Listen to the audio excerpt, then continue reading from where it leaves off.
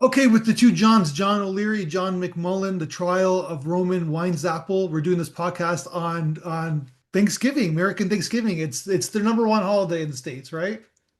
Gobble. Gobble gobble. Football Yeah. and turkey and prayers, I guess, right? Okay. Sure. Football's first, turkey second, and then prayers is third. Well, I don't know. We all have a lot to be thankful for, I think. Yes. Yeah, and good football games today. Yeah. That's what I have to be thankful for as a Canadian, right? So Sure.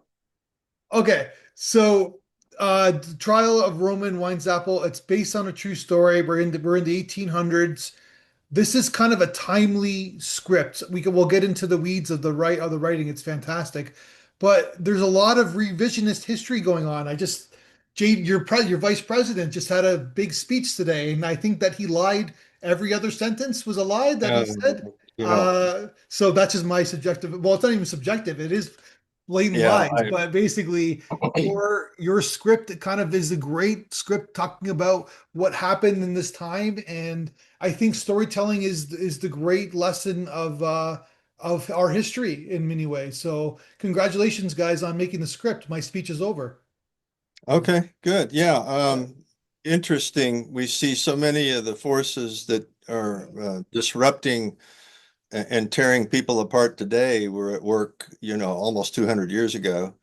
Yeah, And it's like we haven't learned anything. So this chapter, this we call it a sad chapter in American history. yeah, Um, we think points to a lot of the parallels that exist yet today that are still plaguing society, yeah. Uh, fear of the other is one That's way. exactly what it is. That's your theme of your script. It's the fear of the other, fear of the unknown, fear of change. Yeah, Yeah. Which is ironic because it's 1842. The United States was only been around for this is before the Civil War. Uh, only been around for 60 years, right? So it's very young, and they're already don't like change in this yeah. young Well, we nation. we had this great original sin that we wanted to say all people were created equal, but Yeah, Ex- except we're gonna, if you've got really dark skin, well, you're not quite so equal, and we're gonna put you to work, and you're going to be the driver of our economy. yeah, The whole slavery issue was starting to yeah. percolate up, and we touch on that in the story too. Yeah, because Uh, this is going to come to a head in 20 years, right? In your yeah, script. So, exactly.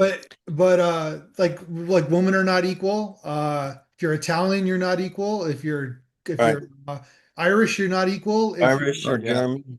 or yeah, yeah, or even Germans. yeah. And if you'd been here for a while, you considered yourself a nativist, but anybody else that was coming over after you, well, no, they're just an invader. And But it's so, funny how that works though, right? It's just because it was such a young nation, you figured that this is yeah, what I thought. So I thought but reading your script and it's like based on a true story, that's what and you figured that everybody come, right? Bring everybody. That's what it says on the Statue of Liberty, right? right, yeah. Um, But the interesting about the Whig Party, the Whigs were really divided. Ultimately, in the 1850s, it would implode. But you had the Northern Whigs that were called the Conscience Whigs, and they were Yeah, anti-slavery. And then the Southern Whigs were called the Cotton Whigs because they believed the economy was based on the cotton or slave labor. yeah, slave labor, yeah. And the yeah, Democrats were willing to embrace the immigrants because that was one more voter for them. yeah, Yeah. Yeah, Even yeah. and It's even all into the Civil War, when the immigrants would come over, whatever port they landed in, they may have been drafted into yeah. the Union or the But Confederacy. even that, it's kind of sad when we get down to thinking that, it's always about building a political party in Hmm. power rather than looking at what's best for everyone. I think, the preamble of the Constitution has that one phrase that says promote the general welfare. What is the best overall for everyone? You yeah. know, if we're all the equal and we all deserve these rights and these liberties that we claim, then what are we doing to make sure that everybody has them or an equal access to them, right? Yeah. It, it it comes down to sometimes we have a situation in the country now where it's party over country, and that's just so toxic and destructive because it's not about a party. Yeah. And nobody's talking to each other, right? Nobody's having a conversation, right? Well, there's some people that are trying Yeah. to bridge that. It's a chasm. You're right. It's horrible. Um, Have you guys watched the Ken Burns, the American Revolution series yet? you're watching it, I aren't you? got to see just some of for episode 1 and 2. And what's Okay. interesting, I think it was episode 2, Vincennes, Indiana is featured, and it Yeah. talks about George Rogers Clark and the massacre of the Indians, which I knew because I read history. And Yeah. people in Vincennes were like horrified. Some people on Facebook said, "Well, I never knew all that." Yeah, Yeah. but it's funny how people don't like I'm being general, of course, but people don't like read history. They don't like and it's like I'm not trying to take a shot. I'm just curious. What are they teaching in schools? Like in history? What's going on? Because it's like his movies, I just finished watching the Civil War and it was an education for me. It was very enlightening. And now I'm like in episode 2, like you are in the Revolution. I wanted to watch the Civil War first because that's what he made first, and then I'm going backwards. So it seems like Well, his movie should be in the schools. yeah. John taught history Okay. in high school, Oh. and Okay, so what are maybe they teaching? you What have did a you what perspective. was your curriculum in high school?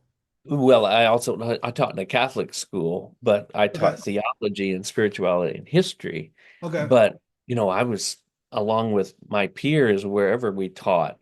When we went to university, in the 80s or whatever, we studied history. We wanted to tell objectively. This is what happened. Yes, there's bad parts, but I love my country. I'm going to be honest, and we want to avoid these pitfalls in the future. But I know that there are some who want to teach on, pardon the phrase, but a whitewashed Yeah. version of history, and that America can do no wrong, my country, right or wrong, and that's not healthy for Mhm. a republic or a democracy. Mhm. Well, it's interesting because the Germans, and if you talk to someone who's German, they talk about the first thing they talk about with kids is that like I think when they're like 9, 10 years old is about their fuck ups, like pardon my French, in the 40s, in the 30s and 40s, and how they like were basically the Nazis and how bad they were.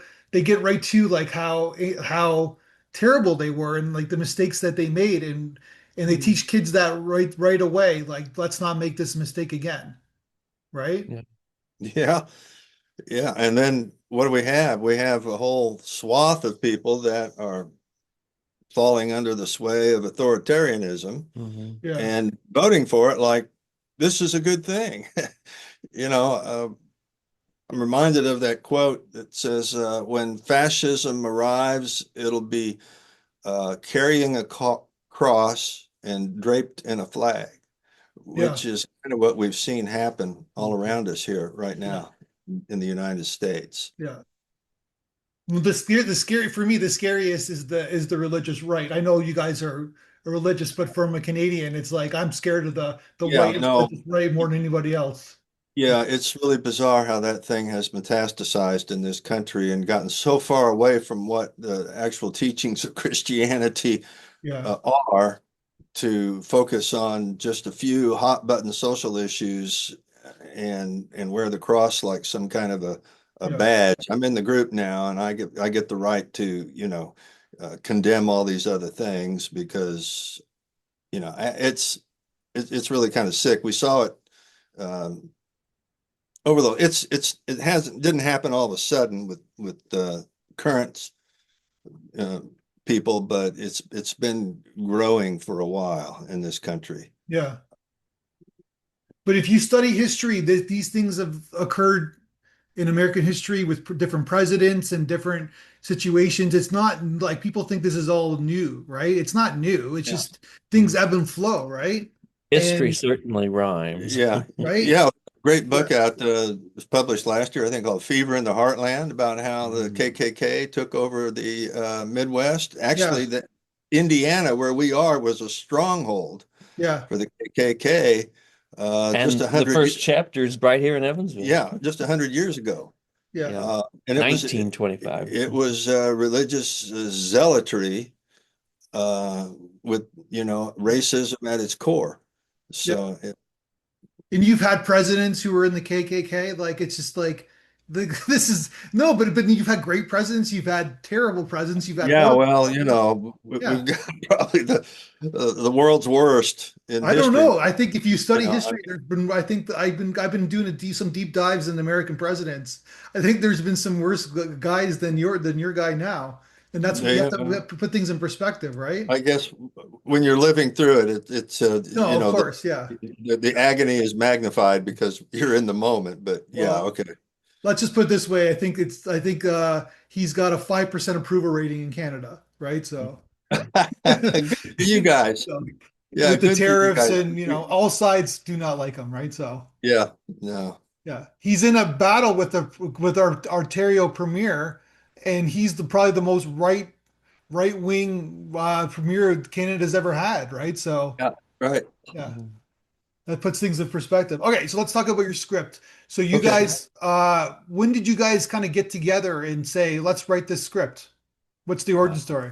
Well, John has been studying and diving into this uh, whole story for the last 20 some years, Back in the late 90s. late 90s. And Hmm. so he approached me and said, we ought to try to develop this for the screen.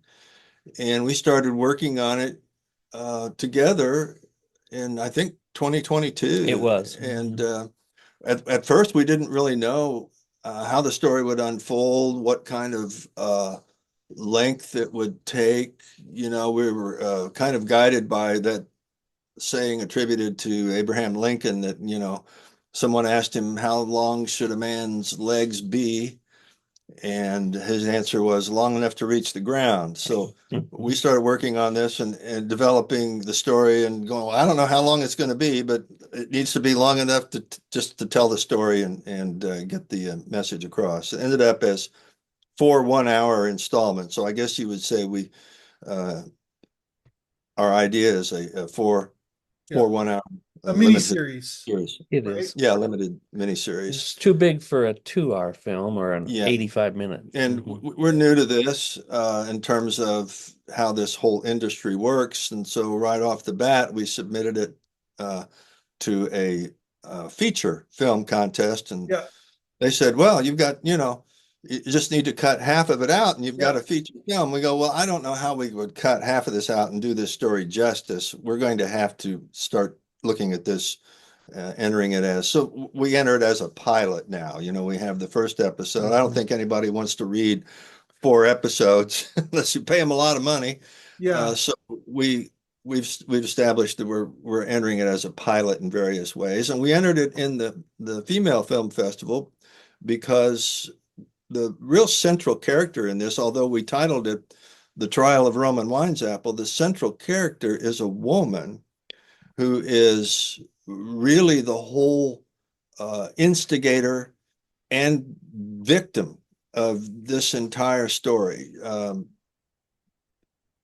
And so since we've entered it, we've actually changed the title to The Penitent because Okay. we really want to focus on the female lead character.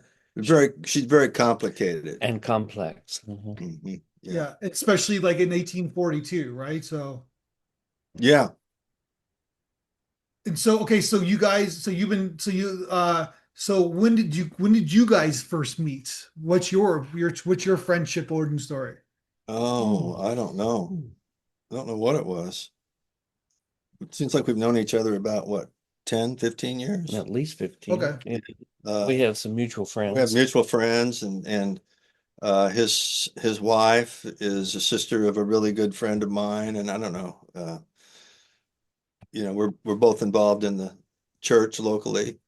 So I don't know. There's just a lot of Gotcha. A lot of I don't connections there. remember that there was any one moment when we Mhm. said, "Oh, it's nice to meet you." But then, so you're John. You said are you still an educator? You're still a teacher? I taught, and I actually taught high school, and I taught at the university level, Okay. philosophy and ethics, until 2015. And then I shifted my career to chaplaincy. I'm Okay. an interfaith chaplain for a hospital. I've worked in hospice and hospitals, and I'm currently in Evansville at Ascension. Okay. Another John? I'm retired Okay. from uh, a paying gig as a So you commercial got writer. lots of time to write, I guess. Yeah, The yeah, the neat thing about John, in advertising, you have to say the most you can with the least amount of yeah. words. And Okay. me, I'm never at a loss for a paragraph. Right. So working together in creating the script, we really had to carve out, and I'd give him 20 pages. Hey, look at this, Yeah. Yeah, maybe harvest a paragraph. yeah. That's funny. Yeah, because it's true, right? Like, yeah. Mhm. So, but like a lot of people come from being a lawyer, like a lawyer, or advertising. Those are the two like retired kind of writers that I find, right? Yeah, So it makes a lot of sense. I did study canon law, yeah. and it's always fascinated me. Yeah. But you're doing a lot of dissecting of humanity in many ways, right? Hmm. Yeah, it's I've spent 40 years or whatever selling hamburgers, quote, which Yeah. it becomes very, I don't know, unsatisfying. And to put a story down like this that you think has the ability to reveal some truths that are overlooked and need to be um, thought about, Yeah. it's much more gratifying. So it's been working on it has been a real pleasure, and I have to say, working with John, he's a good guy to work with. So Yeah. in your you mentioned in the script that like you're kind of focusing on the female character. In Mhm. in its synopsis, if you're kind of pitching it, she's your antagonist, right? Like in many regards, right? Like she's and then obviously the priest is your protagonist. If you're just getting to the nuts and bolts in it, but then it's all about like kind of like the complexity of these characters, I guess, right? Mhm. Yeah, yeah, that's and you have to imagine a lot based on what you know about human nature and the way people think and act, which really hasn't changed all that much, to fill in a lot of the blanks that the historical record doesn't provide, you know, Yeah. to think about what motivated these people and why they did these very strange things that they did. Um, so we've really tried to connect those dots in a way that makes sense Yeah. for that time and uh, would resonate today. And I was able to do lots of research. I'm reading and reading of firsthand accounts and letters from the priest and others writing about it.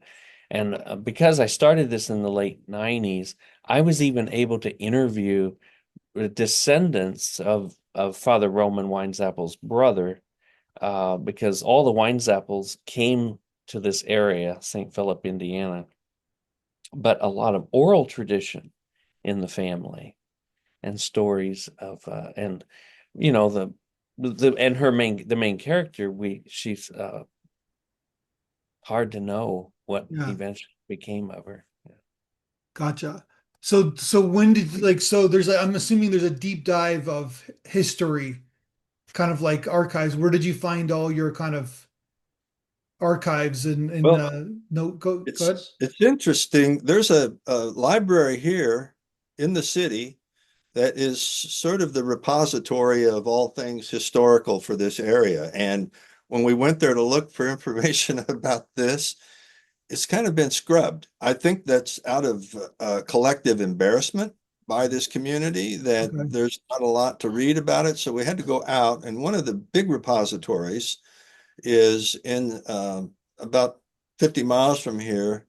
It was an arch abbey Mhm. called St. Meinrad, which is a Benedictine arch abbey, and that's where Father Roman actually spent his final years as a monk.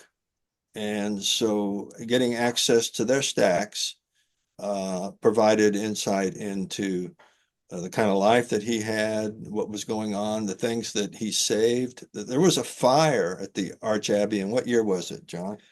It was September of 1887. 1887. Now Okay.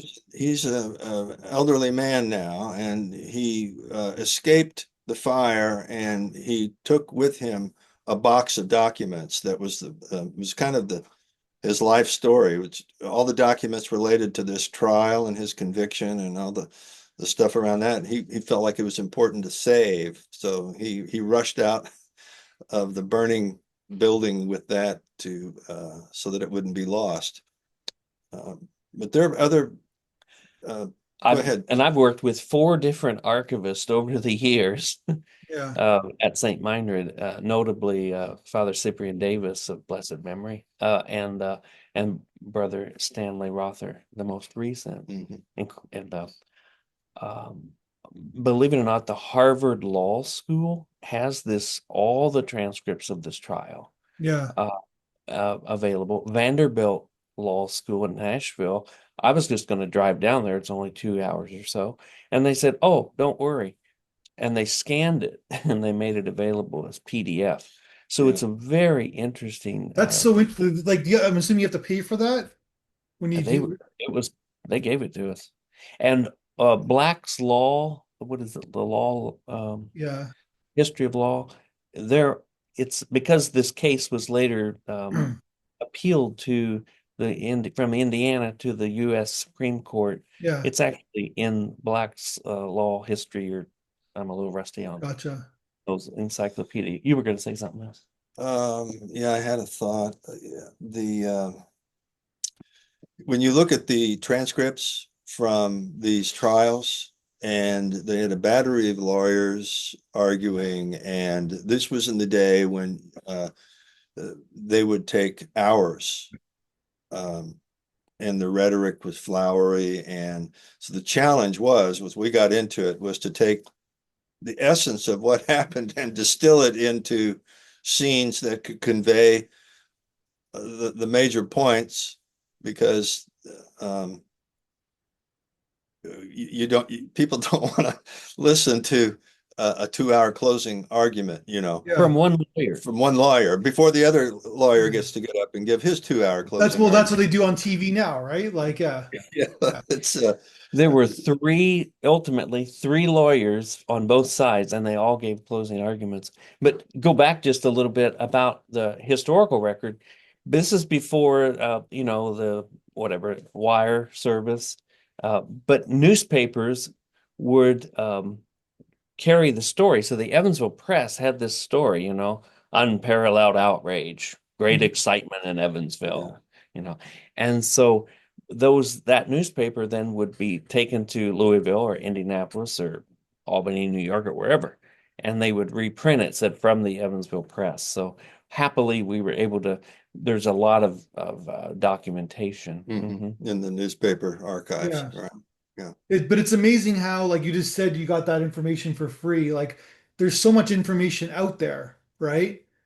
Or like, I guess there's a lot of bad information, but meaning that if you want to find something, like there's a lot of historical elements in libraries, and it's amazing what these libraries do. Like they keep that going, and then all the news, like, archiving all the newspapers, right? Like it's the history. It's all right there, right? Yeah. And well, I want to give a shout out. The library that John Michael was referring to is the Willard Library, which Mhm. is named after Willard Carpenter, Carpenter, who who is, is, go ahead. yeah, he's a character in our story, actually. Yeah.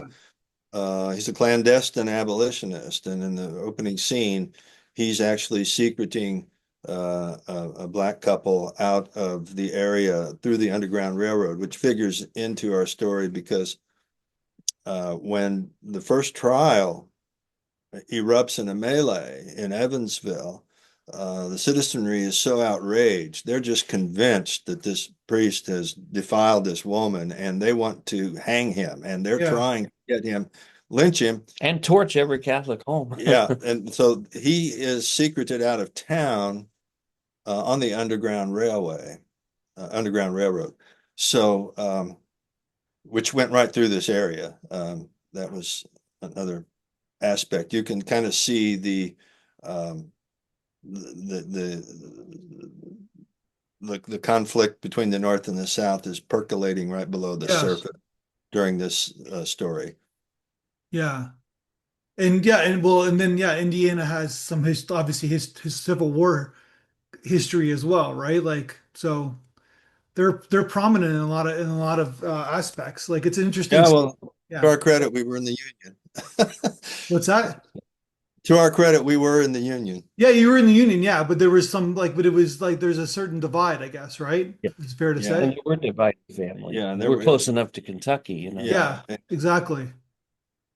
Right? Yeah, it's Yeah. interesting. It's just like it's Civil War. fascinating. There, people are saying there's a civil war taking place right now in another sense. Mhm. I guess there is Yeah. in the United States. Well, yeah, but it's never gonna happen, right? Like, Not like that. no, yeah. But And mhm. it's divided, right? But you guys have that's the irony that we're doing Thanksgiving tonight, right? Because it's you guys are doing Thanksgiving because I'm sure you have family members who are you have ideological differences, right? But you just Yeah, they're not you sit invited. down. What? Or we're not invited. Oh, Or so we, really, you're not going to get invited to like that's how bad it is? well, It's we do Thanksgiving in our nuclear family, Oh, and okay. we're all kind of the same mind, I guess you could say. Yeah. Um, But but it that's unfortunate though. That's sad because it's like you should be able to like talk out your differences and like or not talk about it at all, and right? as a Like yeah. right. right. And just as a chaplain, one of the Yeah. things that I've encountered the past month at least Yeah.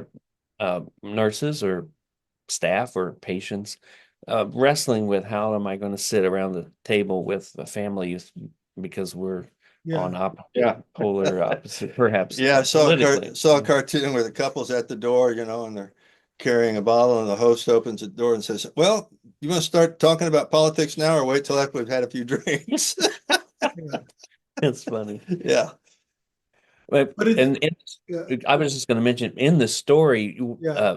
you know, we also have the canal projects, which were huge, and the Irishmen are, and some of the German immigrants, but they're digging the canals and, and you get the politics between Democrats and the Whigs. Yeah. But it's also the media at the time, the print.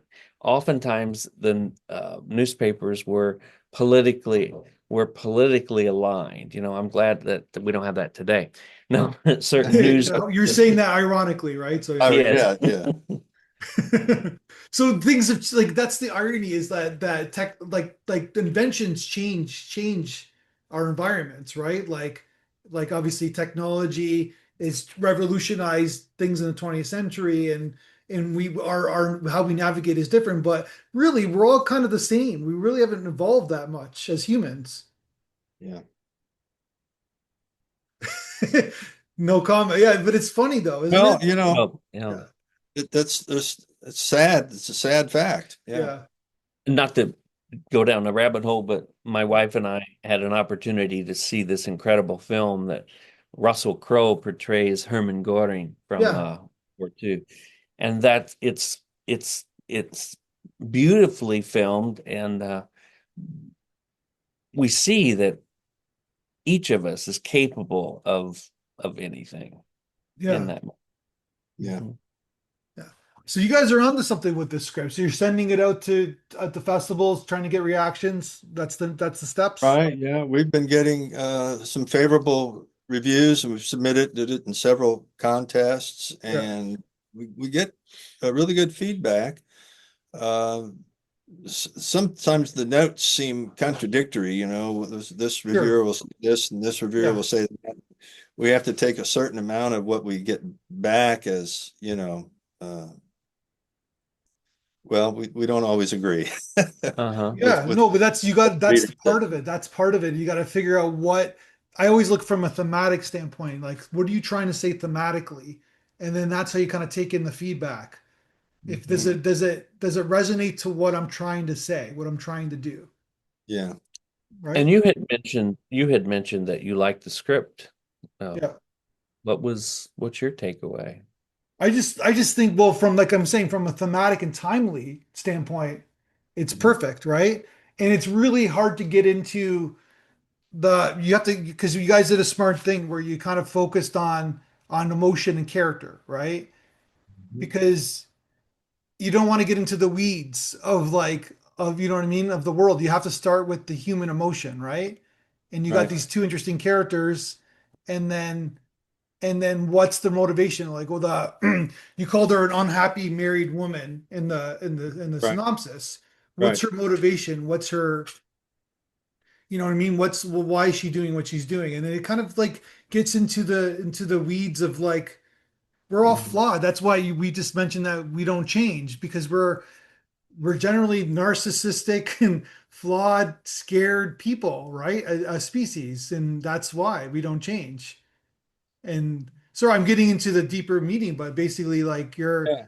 that's what your script resonates. It's like it's talking about humanity in many ways, right? So Yeah. And again, to the woman who is the antagonist here, is a wanton, and what caused her to be that way? What was it exactly, yeah, that made her? I mean, she was a born, a little child, grew up as a happy little girl up until a point something changed. Yeah, what happened to What her? happened to yeah, her to make her uh, this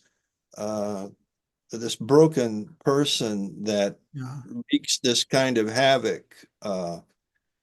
And the man that she marries, who is complicit with her, as we find out later, yeah, because spoiler alert, it was a conspiracy, sure. and it's enabled by several people for political and religious reasons in their orbit.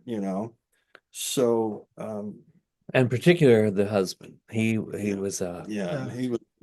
Well, he was unhappy too. if I was somebody that I had no rights and a man had to tell me what to do and I couldn't vote and I couldn't really do anything and I couldn't be myself, I kind of be bitter too. Right? So like you got to understand like it's like a shitty life to Yeah, be it a was. woman She and yeah, and she yeah, got into a marriage that she realized was bad.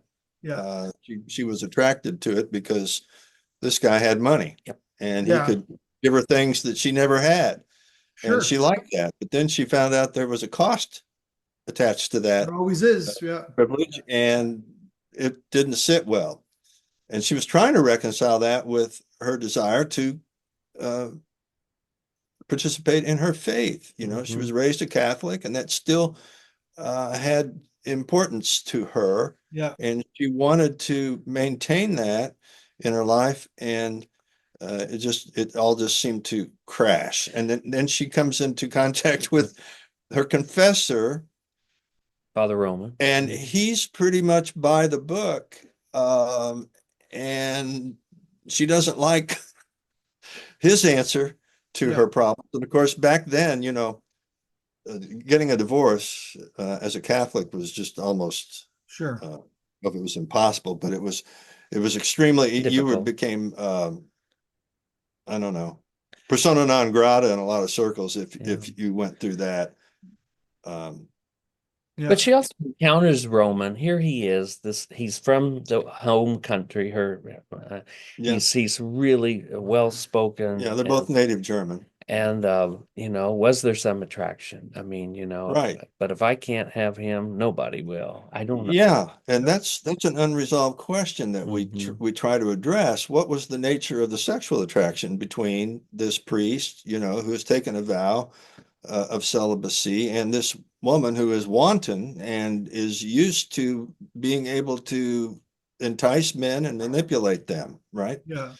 So it's a very interesting uh, conflict right Yep. there. And we always sought to make sure that there is goodness in Anna, It's right. and And despite these flaws, mhm, these are Sure. human people. We all have, flaws.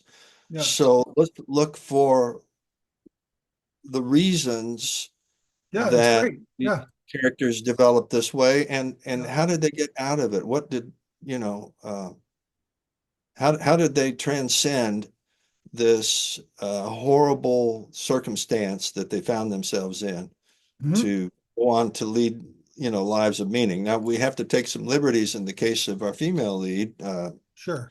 Agnes, because she just kind of falls off the face of the earth after this. She leaves Evansville, and we don't really know what becomes of her, but we can imagine what becomes of her, and we put that into the story. It's the epilogue, which you got to get all the way to episode Yeah, 4, exactly. but we think it's a huge payoff. Yeah. We Mhm. really do. Well, it's great And that you guys wrote everything, right? You guys wrote in all 4 episodes. The whole story yeah, is Yeah. completely fleshed out. and there's enough to give credence to what happens to her, or at least where she winds up in the end, Yeah. because there's the oral tradition and people's story, and the fact that Uh-huh. you know, Yeah, it's all plausible. There's no oh well, that could never have happened. It's all, I think, very plausible. Yep. It's one of the things that bothers me when I start to watch a film is I get into a scene where I look at it and I go, well, that they wouldn't do that in that situation. It's like the bad commercial where the kids are out and they're uh, with the guy with the chainsaw and the hockey mask, and they're walking right into his Oh clutches. yeah. The Yeah. one I'm talking about. I love It's Yeah. that. like Hate when uh, that happens. so if the minute I get a sniff of implausibility, I want to tune out. And Yeah. so we've been very careful about. And I Uh, love Father Roman and what he stood for and all that, but he was not. There were some rough edges on him. Sure. He's very strict and educated in that world of he's a Catholic. brilliant man. Yes, Brilliant. and the story, when you confess, if you're not truly contrite, the priest does have the option of perhaps not granting absolution. Right. And then And, in fact, that was the scene that your festival Did yeah. from our screenplay was a Yeah. 2 page where an Irishman goes in to confess and he leaves without absolution. And that was an important point to make Yeah. because that factors into what happens later between Anna Maria and Father Roman. It's possibly we don't know. possibly We'll never know we'll because of never the know. seal of the confession. Mhm. Gotcha. Yeah. Well, guys, I think you're onto something. It's fantastic, and I wish you guys the best of luck. Are you guys breaking bread together today in your nuclear family? No, but we live a couple of blocks apart. We'll be, Yeah. Yeah. yeah. All right. I So did. tell the Canadian what's on the table today. Obviously, turkey, right? Okay. Well, yeah, we're going to have turkey, Yeah. ham. Ham. You got ham too. Uh, Okay. I'm reminded of that old Leo Sayer song. There was ham and there was turkey, there was caviar and long tall. You remember that one? We'll have. I got 3 pies: What pie? pecan, What's the pie? Is one's pumpkin? I'm assuming. pumpkin, and apple. What's the first one? Pecan, Pecan. Oh, pecan pie. Yeah, so good. Who and made it? Who's making it? well, I made them yesterday. You made them. You made the pies? That's right. Hmm. He's a good cook. I I'm a gotta. pie. Maybe you should send me the pecan pie recipe. Okay. Okay. All right. So then you got mashed potatoes, Oh, yes. Yeah, green bean casserole. Some of green us have bean sweet casserole, potato too. Oh yeah, Sweet sweet potatoes. potatoes. sweet Mhm. potatoes. Oh, so you got Dressing. mashed potatoes and sweet potatoes? Right. You Yeah. have a choice. Yeah. We really pig out. Some people have chicken as well. Yeah. Of course, there are those who want to get pizza from whatever Una Pizza. Oh, really? Okay. And then you got obviously gravy, right? Oh yeah, cranberries. Cranberries. What kind? You have bread? Kind of like a nice Well, bread? we get the dressing. That's got a lot of bread in it. Yeah. Okay. Oh, so like what do you call it? Stuffing, right? Yeah. Yeah, but we don't stuff it in the turkey. Actually, we You make it, yeah, yeah. make it. Well, sounds delicious. And what time do you guys usually eat at? Yeah. Late in the afternoon here. Yeah, same here. Yeah. So you watch the Chiefs Cowboys games at 4:30. So Yeah. you eat before the Chiefs Cowboys game? Yeah, probably a little bit before that. Yeah. So during the Green Bay Lions game today. Yeah. Yeah. You have the TV like while you're eating, or you turn on the TV? No, No? no, no, No, no. we're both we're not that kind of. Yeah. Yeah. We'll Gotcha. keep the TV off during dinner. No, I'm just kidding because like you know how Yeah. people are these days, right? So Yeah, yeah, that's true. Yeah. No, and I'm not that big of a football fan. I yeah, mean, I kind of like it. I enjoy it. I'll catch some of the games today, but sure. it's not Yeah. the center of my attention. Of Yeah. course, yeah. That makes a lot of sense. Yeah. All right. Well, I wish you guys the best of luck. Enjoy the day, and let's talk again when you this thing's either made to a film or you make your next script. Okay, thank you, Matt. Thank you Thank you. so much.